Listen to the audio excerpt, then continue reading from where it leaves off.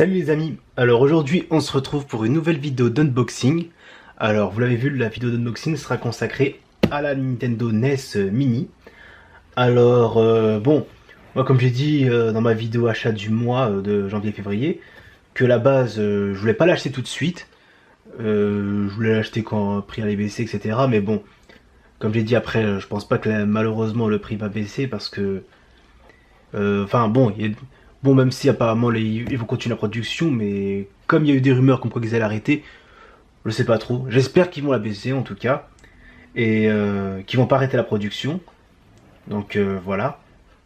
Et bon, moi je l'ai acheté au cas où.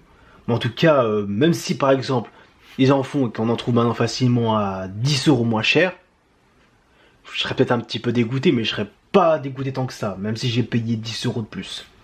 Voilà.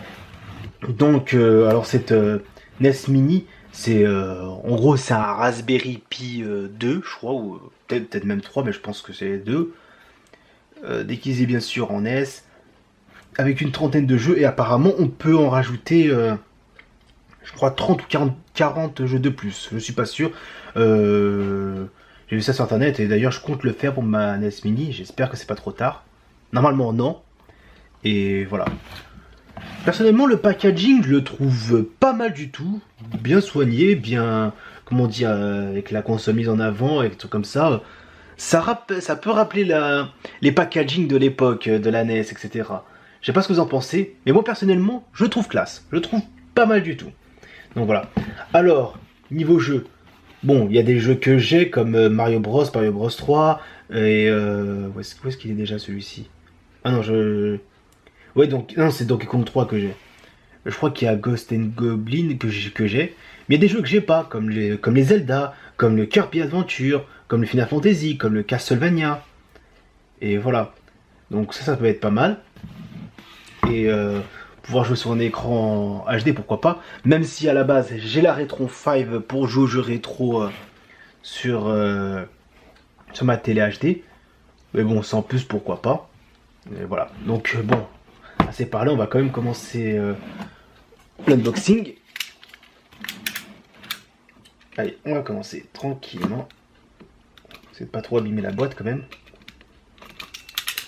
Parce que, en fait, à un moment, elle était vite en rupture de stock. C'est pour ça qu'après qu'il y a eu une spéculation autour de cette NES Mini ridicule. Un truc que je me souviens très bien, c'est la vidéo de Polo Débile, d'ailleurs Polo dédicace à toi, qu'il avait appelé un spéculateur, qui la vendait 200 euros non négociables, qu'il a essayé de négocier à 150, mais le vendeur a dit non, non, c'est collector. Après que lui avait dit c'est pas collector, ça vient de sortir. Après, après l'autre il a commencé à l'insulter. C'était épique, j'avoue. Mais bon, on voit bien où ça mène. Et de toute façon générale, je peux. Ils sont pas tous comme ça, je vous assure. Mais souvent les spéculateurs, ils sont pas très aimables. Limite de mauvaise foi. Après c'est mon avis personnel. Et bien sûr, comme j'ai dit, pas tous les spéculateurs sont comme ça.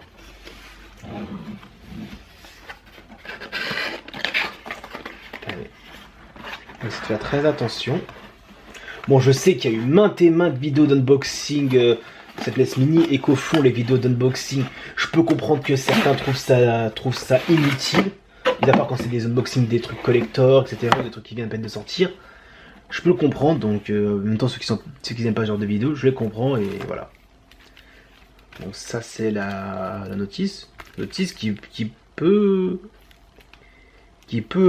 paraître, comment dire, qui fait rappeler un peu les notices de l'époque. Par contre là il y a un code là, during je sais pas quoi, My Nintendo. Mais je crois qu'ils avaient arrêté les Nintendo VIP. Je sais pas. De toute façon, si on voit le code dans la vidéo, je le cacherai. Voici la petite bébête. Bon, j'ai pas de NES. Ah si, j'en ai une. Bon, elle est un peu poussiéreuse, mais voici une NES normale. Et voici la NES Mini. Bon, par contre, j'ai presque plus de batterie, faut que je fasse très vite.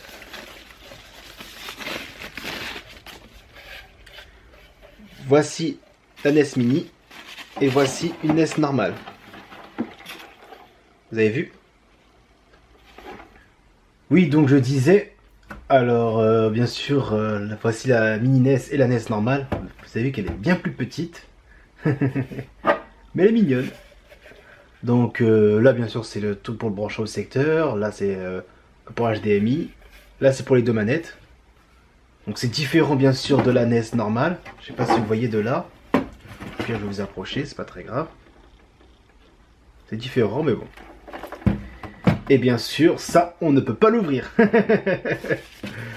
Alors, voici la manette. Bon, la manette, ça va être la même. Bon, j'ai pas de manette NES à portée de main. Non, non, j'en ai pas. Donc, c'est pas grave. En tout cas, c'est la même, ça y ressemble. Hein. Les boutons sont un peu plus durs, et peut-être parce que c'est du neuf. Et voilà. Ah, par contre, il y a quelque chose en dessous. Qu'est-ce que c'est? Ah, bah oui. Ici, c'est les câbles. Je sais pas si vous voyez. Câble HDMI et le truc du secteur. Ah, par contre, je rêve où il n'y a pas de prise secteur. Enfin, il n'y a pas le truc pour le secteur. C'est bizarre. Peut-être c'est normal. Je vous avoue que je suis étonné. Parce que j'ai pas vu de vidéo d'unboxing de ça. Et je savais pas qu'il était vendu sans prise secteur. Bon, ça, à la limite, j'en ai à la maison, ce n'est pas très grave. Mais c'est dommage. Bon. Voilà, donc bon, voilà, j'ai fait le déballage et voilà, donc c'était Sixka qui vous a fait l'unboxing de la NES Mini. Et je vous dis à la prochaine pour d'autres vidéos, donc sur ce, portez-vous bien et à la prochaine tout le monde. Allez les amis, ciao ciao.